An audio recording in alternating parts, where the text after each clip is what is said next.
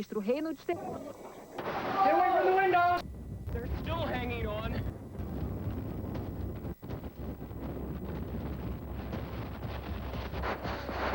Oh my God, we're having an earthquake. Wait a minute. Hold on. Can you feel that? There go the lights. Oh.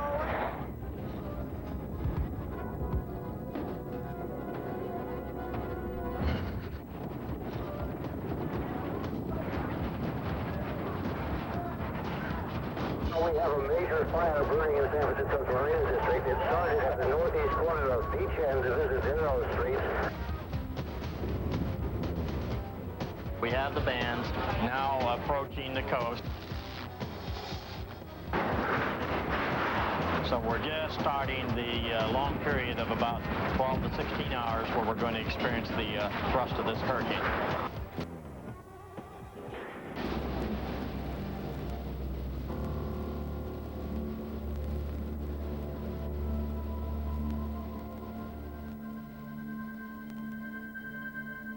We spend most of our lives learning how to control ourselves and our environment.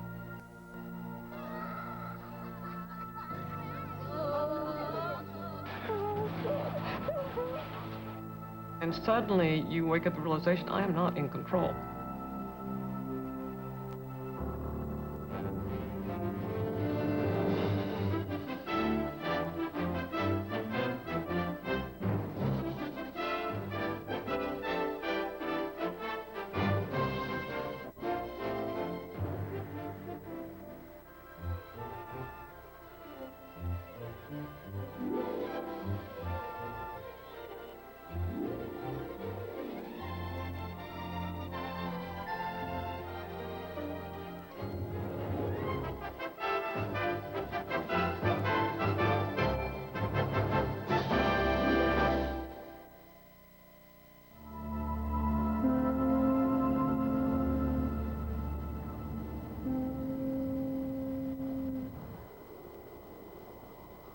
In cities all across the world, we go about our daily routines, secure in our surroundings, confident that our lives are orderly and predictable. But at any moment, that confidence can be shattered as nature demonstrates that it still has the upper hand. When we least expect it, when we're least prepared, disaster can strike. And few natural disasters are as unsettling as an earthquake.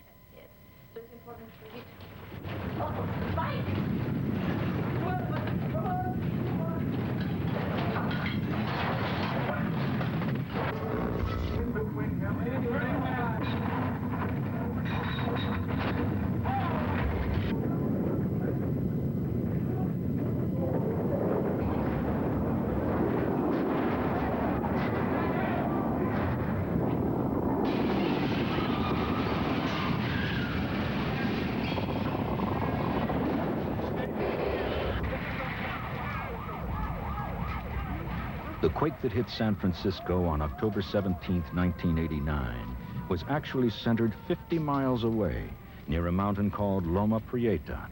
Even in an area accustomed to earthquakes, this one struck like a hammer. It was tremendous, believe me. Thought I was I just held on to dear life. There was this sudden movement like this, shaking of the whole store, rattling, I mean, the roof, everything, the beams.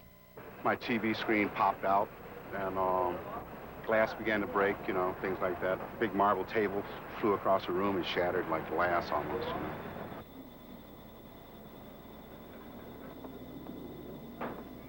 The Loma Prieta earthquake lasted only 15 seconds, but in that quarter minute, Northern California suffered $6 billion in damage, and 62 people lost their lives.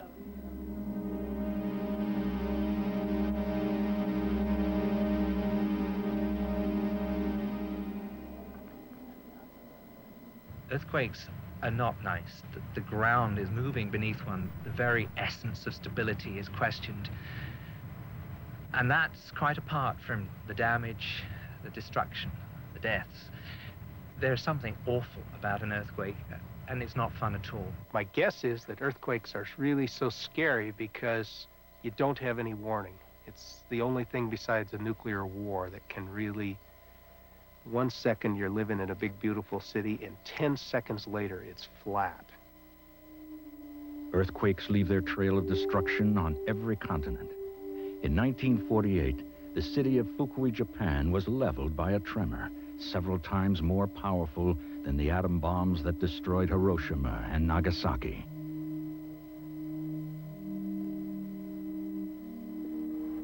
Mexico City was struck by a huge earthquake in 1985. Nearly 10,000 died in the greatest disaster in Mexican history.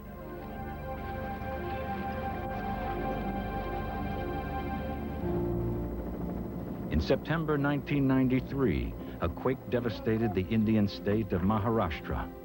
In spite of warning shocks, most of the victims were asleep when their houses collapsed around them.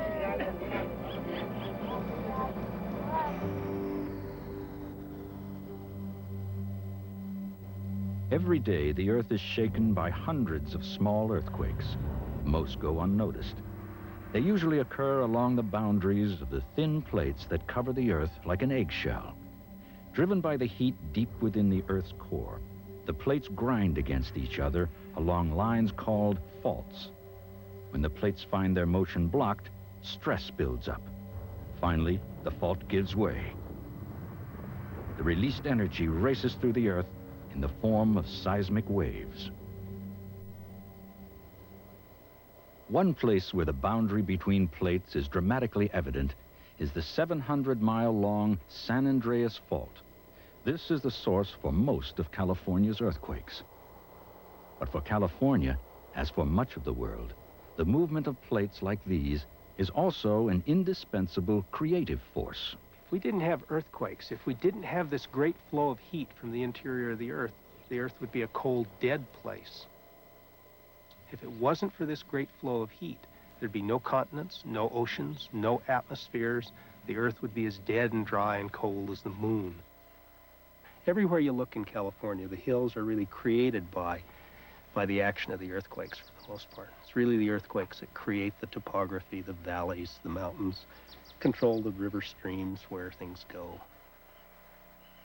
Earthquakes have been shaping the landscape of California for eons. It's only in the last few hundred years that civilization has gotten in the way. Around the turn of the century, San Francisco was a booming metropolis, an emblem of California's newfound prosperity.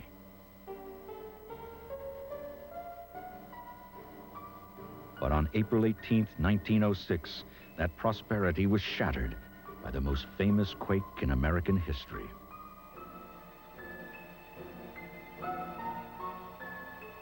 Most of the city was destroyed in the tremor and the fires that followed.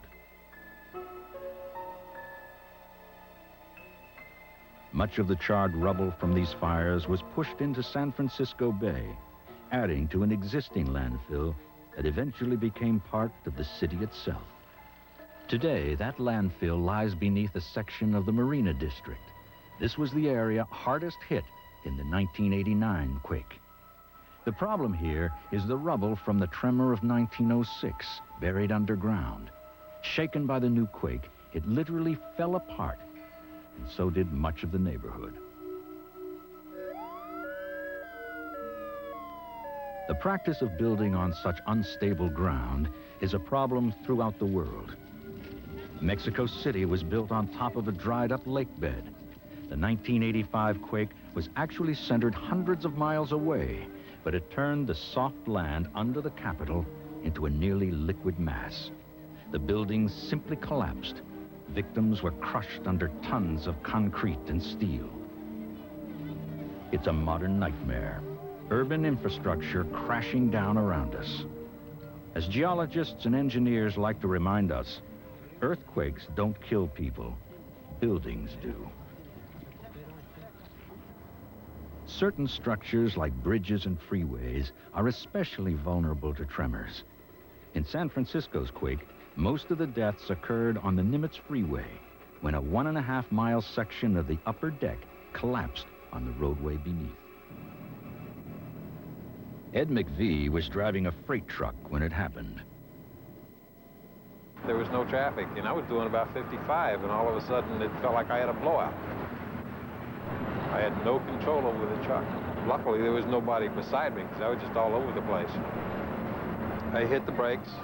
In the rearview mirror, I could see what looked like the freeway falling, and that didn't make any sense. I saw cars and trucks disappearing underneath the rubble, and I just knew I was dead. I had no way of getting out of it. There was nothing I could do.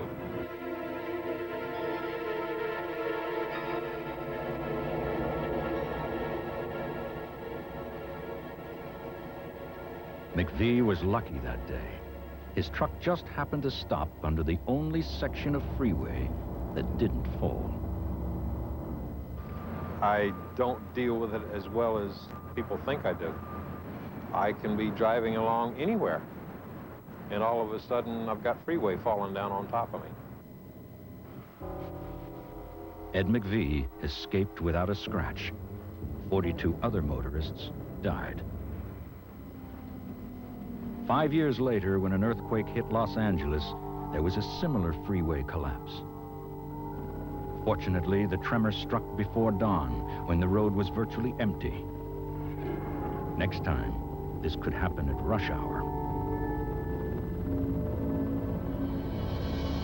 Yet, overall, in spite of the freeway disasters and the loss of some apartment buildings and houses, San Francisco and Los Angeles weathered their tremors extremely well, largely because most of their tall buildings were constructed with earthquakes in mind. Too often, in other parts of the world, that's not true. In December of 1988, a relatively mild tremor struck the Armenian city of Leninakan and its acres of cheap, shoddily constructed housing. 80% of the city was destroyed and more than 25,000 people killed. Specially trained dogs were brought in to help locate survivors and victims, standard practice in such urban catastrophes.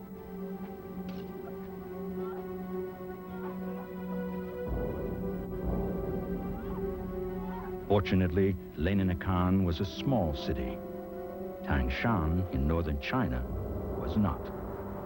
Just before dawn, on July 28, 1976, an earthquake tore through Tangshan. It was the first quake in modern history to score a direct hit on a major city.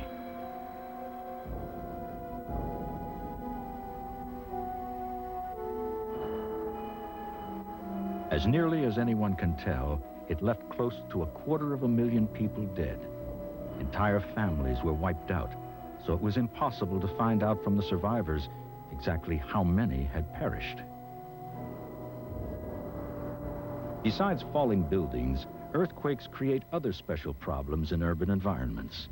Broken gas lines spark fires, and broken water mains can make firefighting nearly impossible. We have a major fire burning in San Francisco's Marina District. In the 1989 quake, the San Francisco Fire Department battled 34 major blazes simultaneously. With underground water supplies cut off, fireboats had to be used to pump water from San Francisco Bay. Unfortunately, earthquakes in large cities with their accompanying horrors are not rare events. When you look at a map of the world and plot the truly great cities of the world and compare it with a map of the great, really destructive earthquakes of the last 1,000 years, there's an almost one-to-one correspondence. I think we may find ourselves witnessing a large number of destructive earthquakes in the next 3 or 4 decades that is going to really horrify the world.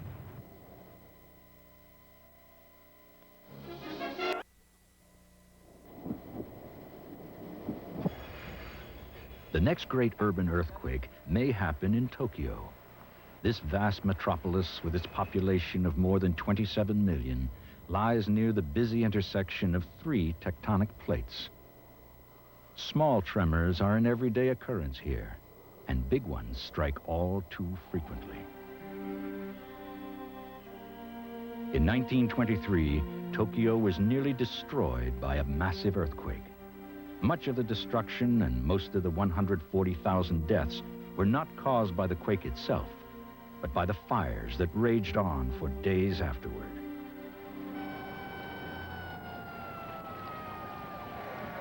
September 1st, the anniversary of the 1923 quake, is commemorated every year as Disaster Day. Fire departments and emergency crews stage public demonstrations, while ordinary citizens can get a sense of what a major earthquake feels like and try their hands at putting out fires. The Japanese are proud of their earthquake preparedness, and they have good reason to be. Modern Tokyo boasts some of the most advanced earthquake-resistant architecture in the world. Its skyscrapers are smart buildings, incorporating features like motion stabilizers and internal gyroscopes.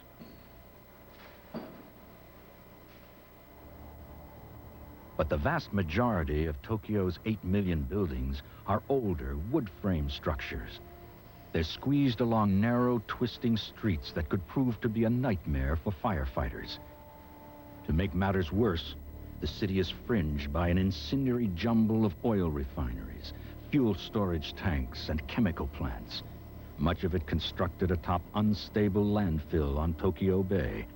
In short, even earthquake-conscious Tokyo is a disaster waiting to happen.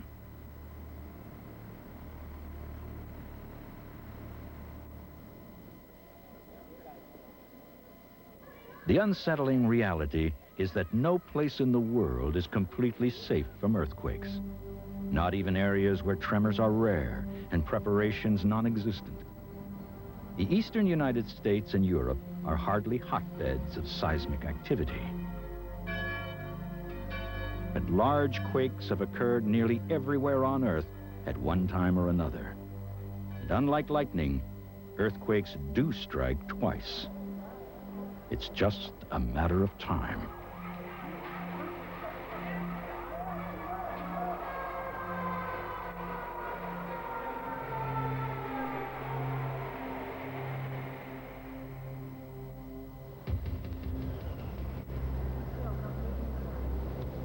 No other force in nature can come close to matching the power of an earthquake, except one. Tornadoes strike with the intensity of a quake and the surgical precision of a guided missile. They have the power to fascinate as well as terrify.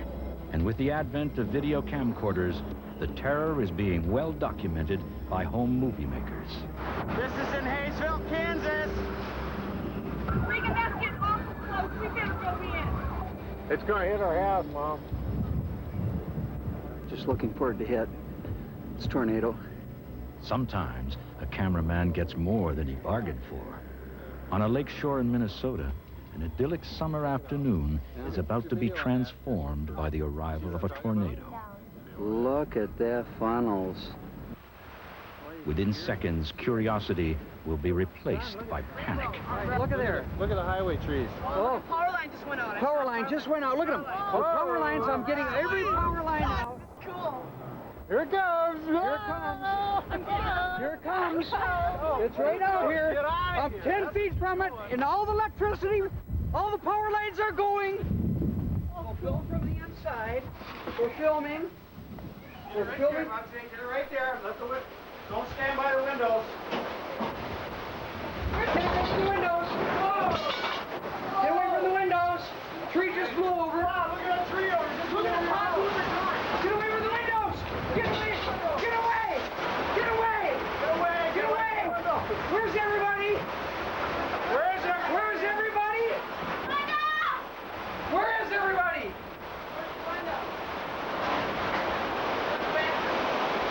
Oh my God. Are you guys okay? These tornado victims were incredibly lucky. There were no injuries and only superficial damage. The devastation is usually far worse. A tornado can strike in any country, but more twisters develop over the Midwestern United States than anywhere else. And in their wake, they leave a trail of destruction and despair.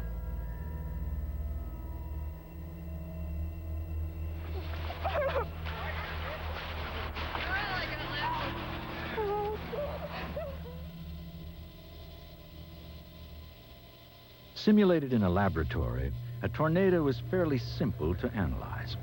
It's really a whirlpool of converging opposites. Upwelling warm air confronts down-tumbling cool. Dry air encounters moist. Winds aloft collide with winds below. In nature, that produces torrential rains, dangerous lightning and hailstorms, and violent winds of up to 300 miles per hour. Tornadoes travel fast, especially across the flat landscape of the plains. When a television news crew found themselves trapped in the path of a Kansas twister, their only sensible option was to take cover. Listen to the wind. Let's go, let's go, let's go. Go, go, go. Shoot it. Better floor it, you better floor it. Shoot it. We're all right, just stay in it. You're okay, you're okay. Keep going, man, keep going. Faster? No. Yeah. Lots faster, lots faster. Lots faster, Greg. It's catching us. You gotta go, buddy. You gotta really go.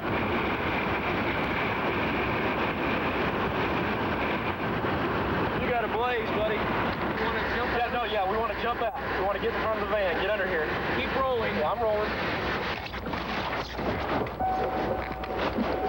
Got it? Let's go. Get up underneath. Under here. Get up under the girders. Is that where we want to go? Yes. Underneath the girders. Keep rolling, Ted.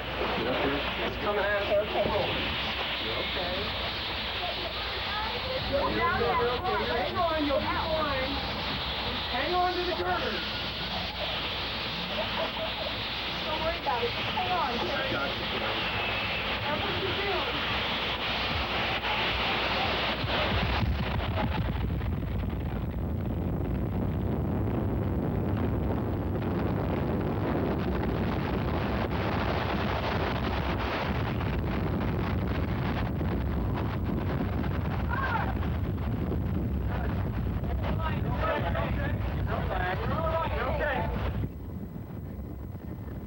Tornadoes are among the most destructive of all natural phenomena, and in the United States alone, they're responsible for dozens of deaths every year. But a tornado cuts a narrow path and rarely lasts for more than 20 minutes.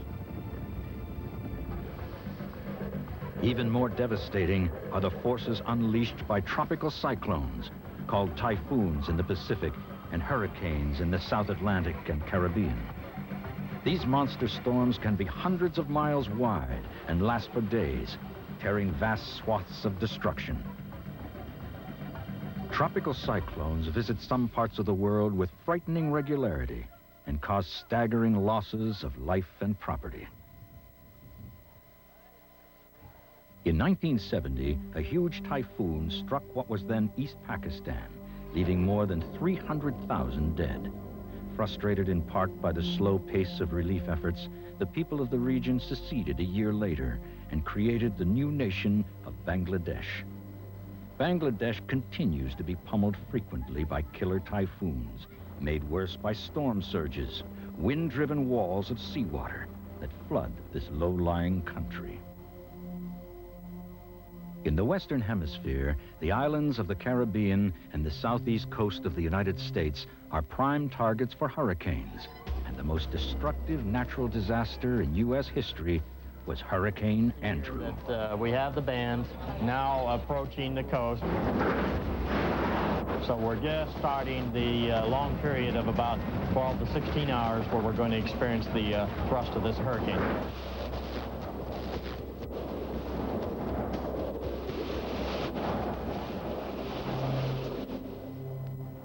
When Andrew struck Florida on August 23, 1992, its winds were clocked at 164 miles an hour, and they were still climbing when they broke the wind gauge at the National Hurricane Center. The storm hit hardest just south of Miami. Though it came and went here overnight, Andrew, like all natural disasters, left behind a legacy of ruin.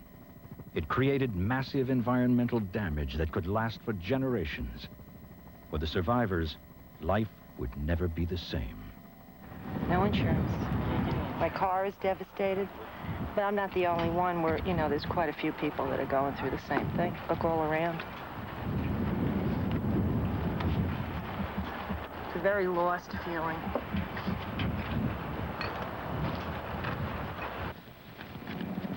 Pictures of the family. That's my niece and my great niece.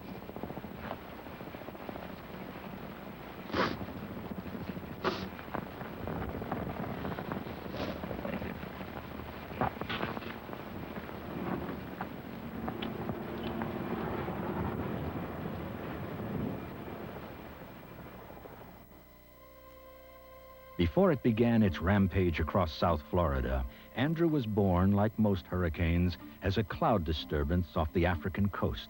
Swirling storms are formed when warm, moist air rises and cools. The storms grow larger and faster as they race westward, developing into violent cyclones that can rip through the West Atlantic from June to November. The hurricane center, known as the eye, remains calm. But the eye walls are packed with intense thunderstorms that generate fierce, gusty winds. And winds have rarely been as savage as Andrew's.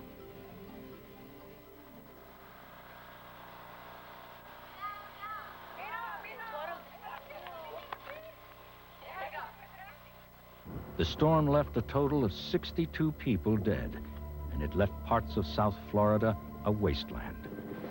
This hurricane caused more destruction of property than any other natural disaster in the history of the United States. We're talking of the order of $15 to $30 billion.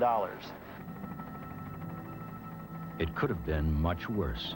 Andrew missed the densely populated center of Miami by only 20 miles. As it was, 160,000 people were forced from their homes.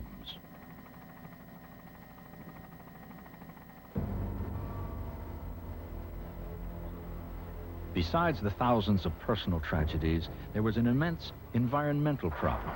In one day, Hurricane Andrew created at least 3 million tons of garbage. There was enough burnable debris to fuel fires at more than 100 sites, at some of them 24 hours a day. The smoke was bad enough, but Andrew created other, more insidious dangers.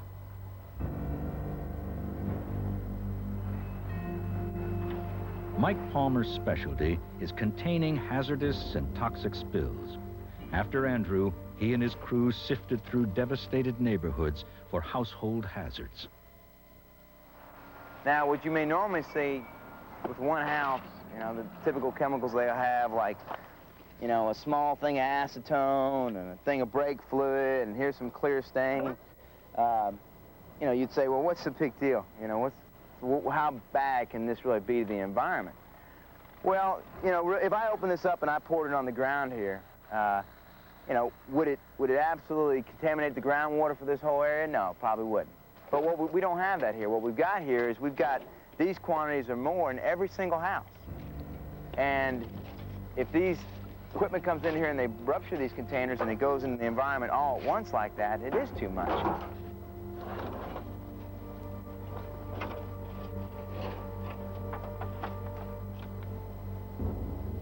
This is only a fraction of the hazardous waste recovered from the wreckage of thousands of homes.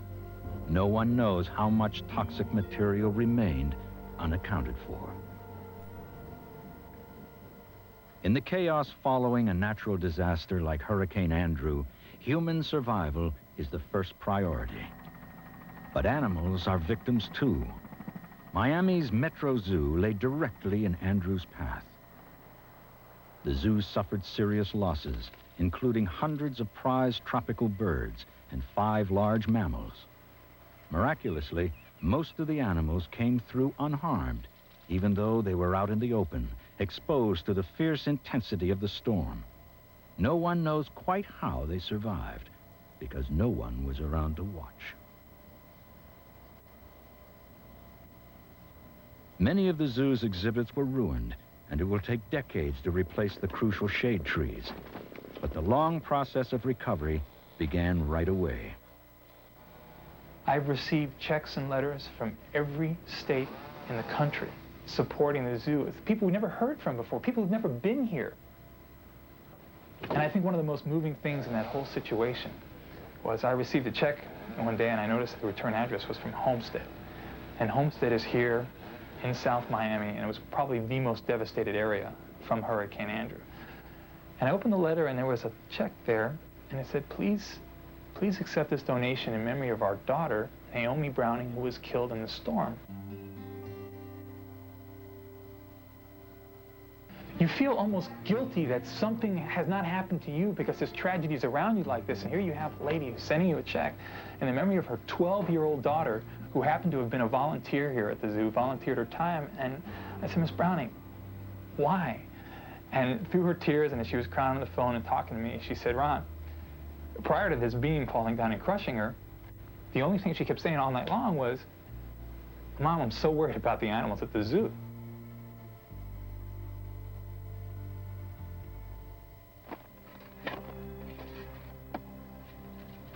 In the aftermath of a hurricane, the survivors must try to make the best of what remains. It's a long, slow process, restoring shattered lives and replacing broken dreams. But the residents of South Florida must also come to terms with the certainty that another big hurricane is on the way, perhaps next year or the year after. The long-term problem is that people build their homes in areas most vulnerable to tropical storms. All across the globe, if coastal development continues unabated, more and more people will find themselves in the paths of major hurricanes and typhoons. And those storms could be more expensive and more deadly than ever.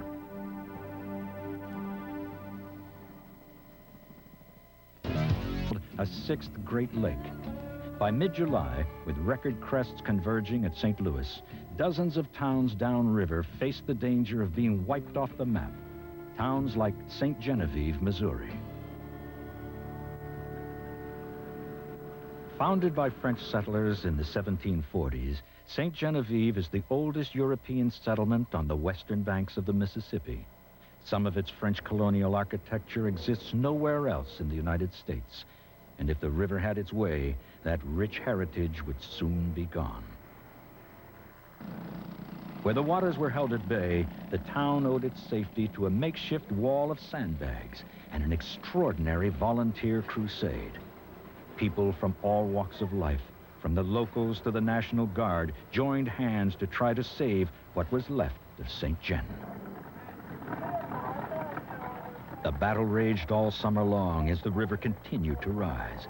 But in one way, the people of the Mississippi Valley were fortunate. As they waited for each new crest, they could prepare for the onslaught. But many floods happened fast, too fast for any response. In southern France in 1992, torrential rains raised river levels as much as 50 feet in just a few hours. The resulting flash floods overwhelmed defenseless towns, and dozens drowned.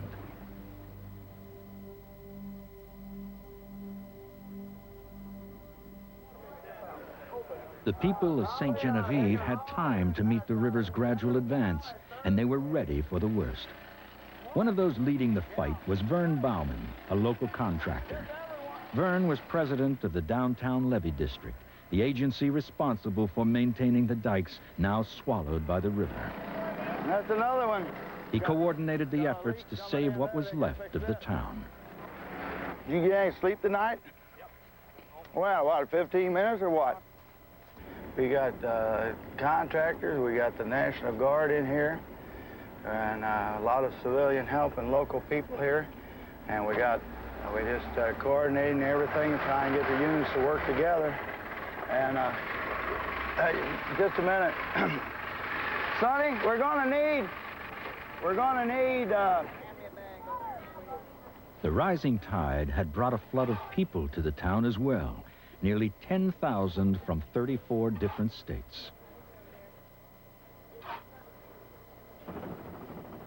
But in spite of all their efforts, after 2.5 months of flooding, more than half of St. Genevieve lay underwater.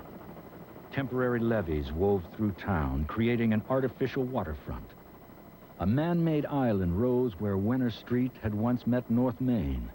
The work of 4 families who banded together in a desperate battle to save their homes. Footings of the levee beneath him. But as hard as he worked, he was no match for the river.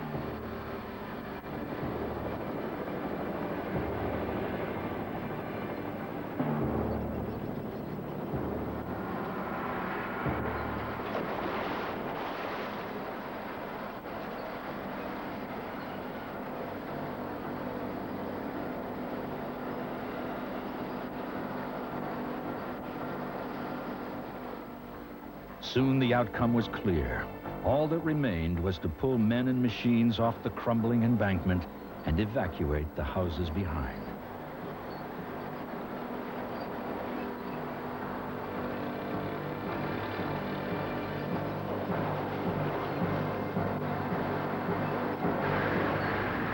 There was 2 chances, slim and none, once that truck fell in. What amazed me about the whole thing is how quick it went.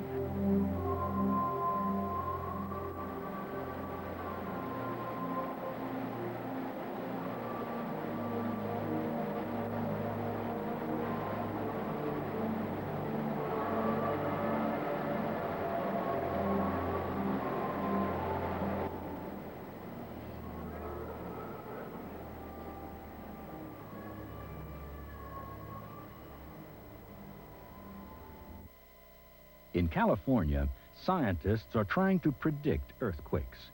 The site is the sleepy little town of Parkfield. Just about every 22 years, a powerful earthquake rumbles through here. And when the next one hits, seismologist Alan Lind hopes to be ready for it. Parkfield will really be our first opportunity anywhere on Earth to really capture an earthquake in all its glory, to really be sitting there waiting with all our tools out and sharpened and waiting to go. The U.S. Geological Survey has spent millions of dollars wiring Parkfield. All over the valley, highly sophisticated instruments like this laser are poised to detect the tiniest movement along the San Andreas Fault.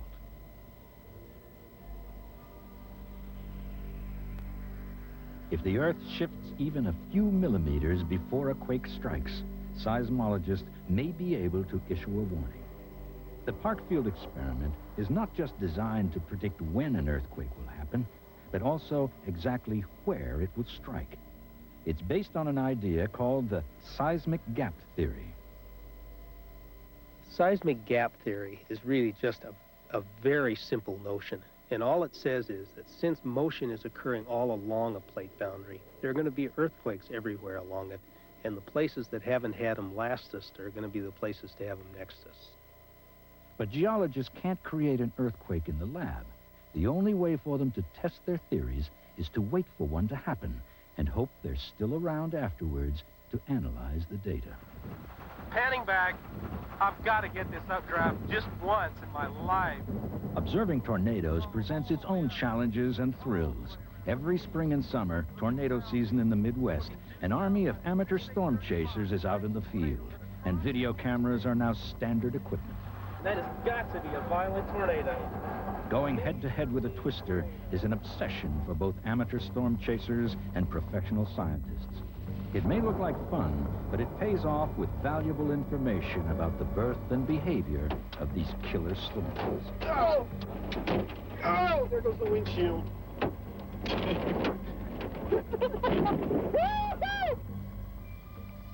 Just as important as direct observation are remote sensing techniques like Doppler radar. Over the past 2 decades, Doppler radar has revolutionized the study of tornadoes. First used by the military to detect unfriendly missiles, Doppler is so sensitive it can track the movement of insects 40 miles away. In the field, portable Doppler radar units can be used to record data at dangerously close range. Oh, look at that. I'm on the left side of that tight circulation. And I'm going to go over. With the information they've compiled, scientists are creating computer models of severe storms to learn even more about their structure and behavior. As with earthquakes, the key to avoiding catastrophe is alerting the public. At the National Weather Service, scientists have introduced NEXRAD, the next generation of advanced Doppler radar. NEXRAD's enhanced imagery makes it easier to spot tornadoes as they form, and that can save critical minutes in alerting those in the twister's path.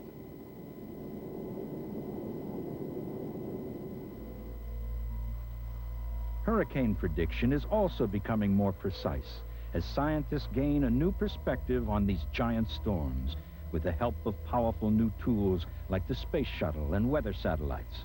And as the accuracy of forecasts improves, hurricane fatalities are declining.